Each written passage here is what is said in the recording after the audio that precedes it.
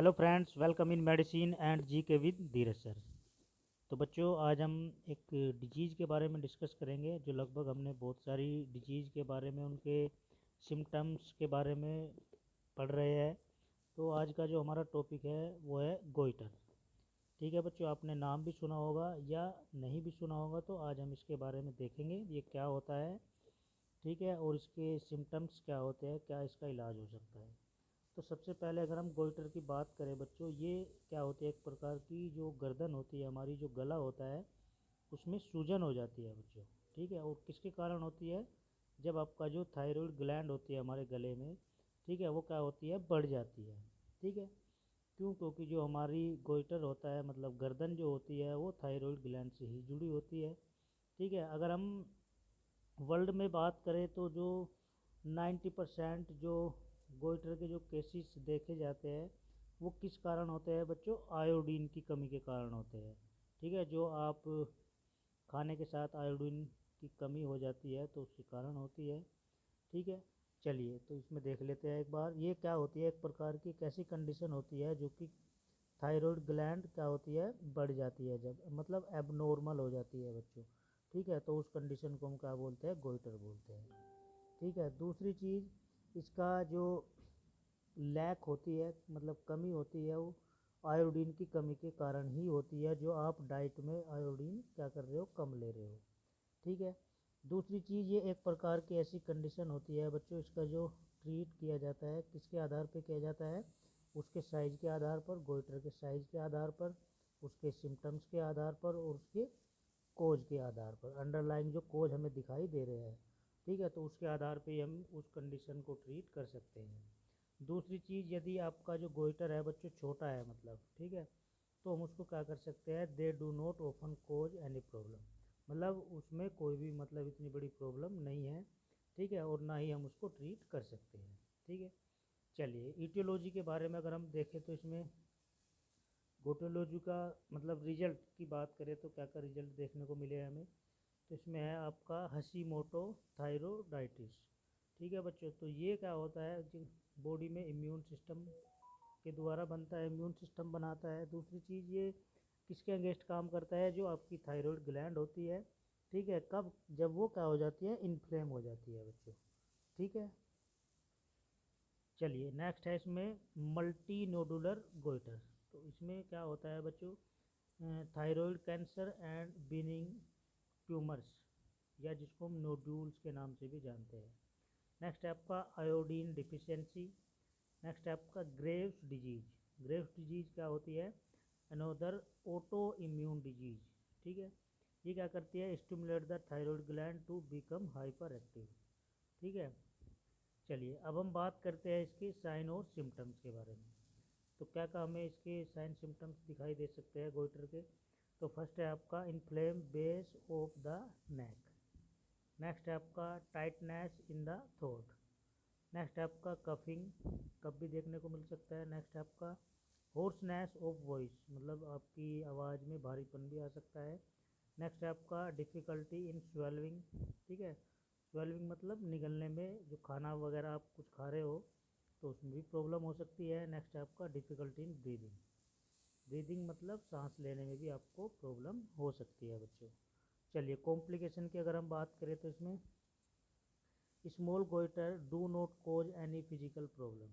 ठीक है, मतलब स्मॉल जो छोटा गोइटर होगा बच्चों, वो किसी भी फिजिकल जो प्रॉब्लम होती है उसका कारण नहीं बनेगा। ठीक है, दूसरी चीज़ large one can lead to breathlessness. अगर मतलब ज़्यादा बढ़ जाता है या ज़्यादा बड़ा हो जाता है गोइटर आपका, तो आपको क्या होगा बच्चों, सांस लेने में प्रॉब्लम होगी, ब्रीथलेसनेस होगी, डिफ़िकल्टी इन स्वेलिंग। ठीक है, निगलने में दिक्कत होगी, कफिंग में दिक्कत होगी और आपकी आवाज़ में भारीपन आ जाएगा। ठीक है, चलिए नेक्स्ट है, और क्या रिजल्ट देखने को मिल सकता है, हाइपोथायरोडिज्म।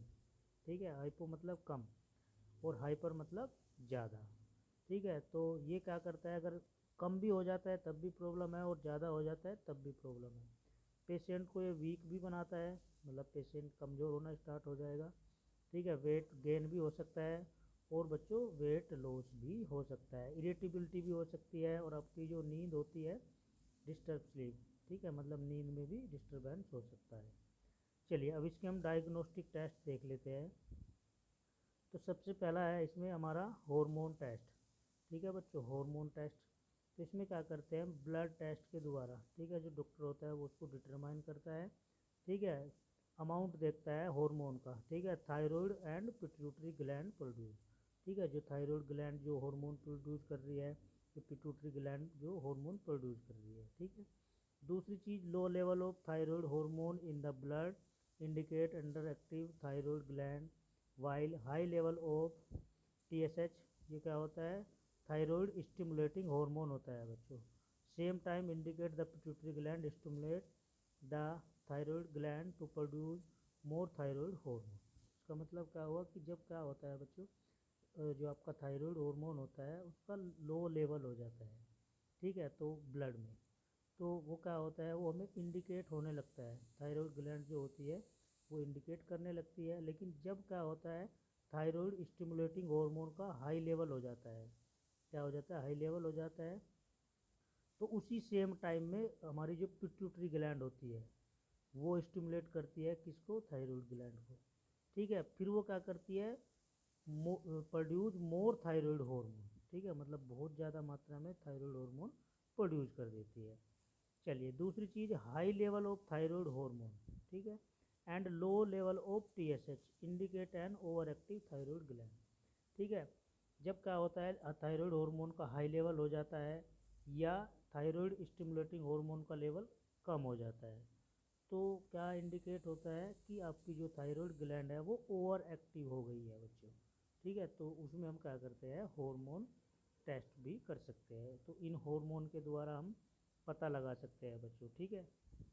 चलिए दूसरा टेस्ट है इसमें बच्चों आपका एंटीबॉडी टेस्ट। एंटीबॉडी आपने नाम भी सुना होगा, ठीक है, तो गोइटर क्या होता है, इसमें रिजल्ट क्या क्या देखने को मिलता है कि जो इसमें हमारी एंटीबॉडीज होती है उनका जो प्रोडक्शन होता है बच्चों वो क्या हो जाता है, एबनॉर्मल हो जाता है, ठीक है, तो उसको हम कैसे डिटरमाइन कर सकते हैं, ब्लड टेस्ट के द्वारा ही हम उसको डिटरमाइन कर सकते हैं।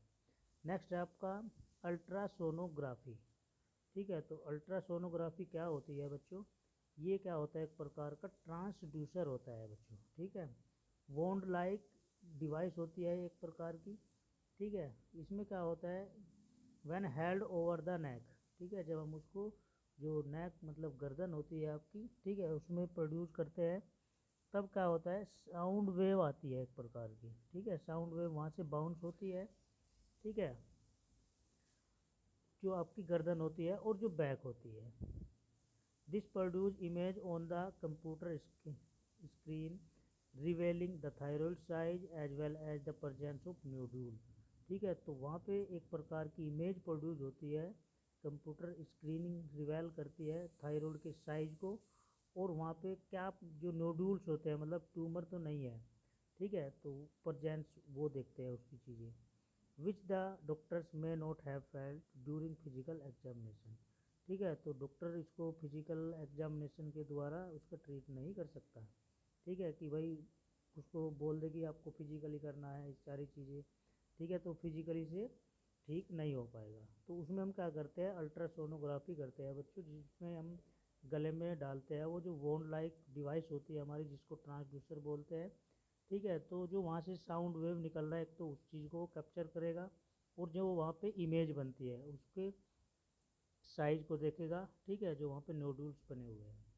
नेक्स्ट है आपका थायराइड स्कैन। तो थायराइड स्कैन की अगर हम बात करें तो इसमें radio active isotopes injected into the when, ठीक है, तो इसमें क्या होता है बच्चों, रेडियो एक्टिव आइसोटोप जो होते हैं वो इंजेक्ट किए जाते हैं हमारी वेन में, ठीक है, on the inside of elbow of the patient, जो एल्बो होता है बच्चों पेशेंट का, ठीक है, एल्बो आपने नाम सुना होगा, कोहनी वाला जो एक प्रकार का हिस्सा बोलते हैं हम।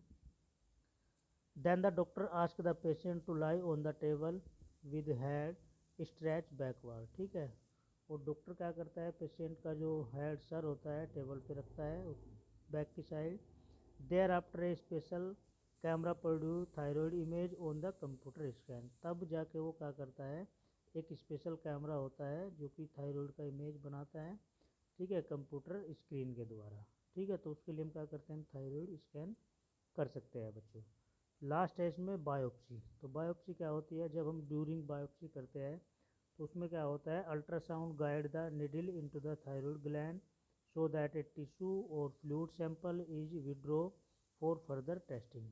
तो बायोप्सी में हम क्या करते हैं, जो अल्ट्रासाउंड गाइड करता है बच्चों, निडल के द्वारा होता है थायराइड ग्लैंड का, ठीक है। तो इसमें हम टिश्यू होता है या जो वहाँ पे फ्लूइड होता है उसका सैंपल क्या करते हैं, हम विड्रॉ कर लेते हैं, सैंपल निकाल लेते हैं और फिर जाके हम उसको टेस्ट करते हैं।